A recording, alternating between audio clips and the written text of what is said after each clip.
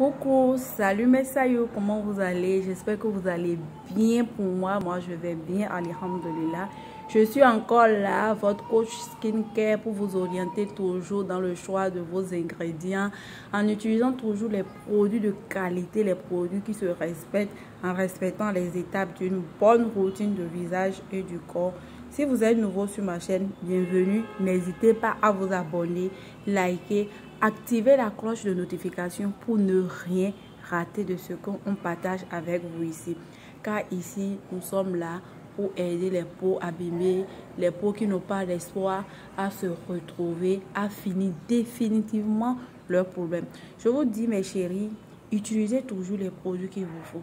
Vous savez, les gens préfèrent dépenser 5 000, 10 000 sur des produits dont leur peau n'a pas besoin parce que ça les éclaircit seulement, sans chercher à comprendre qu'est-ce qu'il faut vraiment pour mon visage en fonction de mon âge et quel pourcentage mon corps a besoin pour faire un complément, pour me donner une belle peau dont je désire.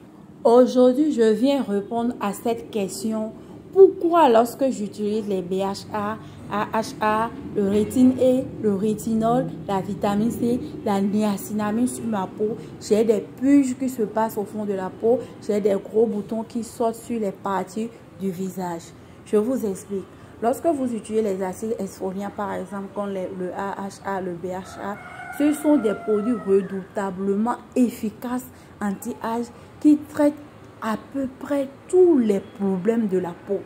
C'est des produits qui accélèrent le renouvellement cellulaire, qui traitent l'hyperpigmentation, les taches, les acnés, le visage qui n'est pas uniforme, les pores qui sont dilatés. Je dis, si on veut vraiment avoir le visage nickel, propre, sans imperfection, on ne peut pas se passer de ces acides-là. C'est qu'on ne peut pas se passer de ça. La première des choses même à faire avant de chercher à éclaircir le visage, c'est d'utiliser ces exfoliants-là qui vont nettoyer. C'est que ça fait le balayage, hein, comme l'exfoliation de la peau. Ça fait le balayage de la peau. Ça atténue les imperfections, les taches. C'est que ça pénètre jusqu'en profondeur de la peau.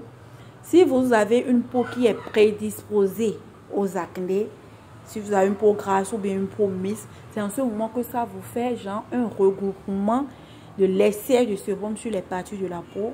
Ça fait la purge et ça accélère le phénomène des acnés pour faire ressortir tout ce que vous avez sous la peau qui allait sortir pendant peut-être après les années ou après les mois.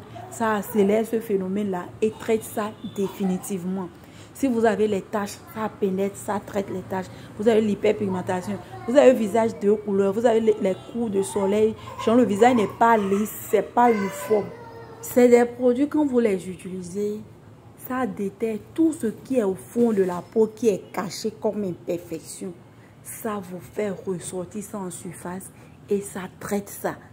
Genre, quand on enterre quelque chose sur la surface de la terre, on ne voit pas, on voit que le haut est propre, alors qu'il y a quelque chose à l'intérieur là. Quand vous utilisez les acides exfoliants, ça déterre tout ce qui est toxine, déchets, bactéries, imperfections qui va sortir après 1 semaine, 2 semaines, 3 semaines.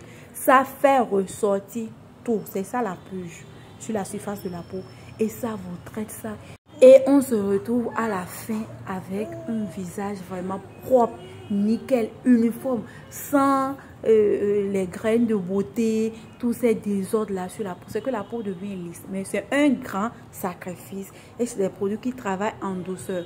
Et attention, lorsqu'on utilise les acides exfoliants, il y a des pourcentages.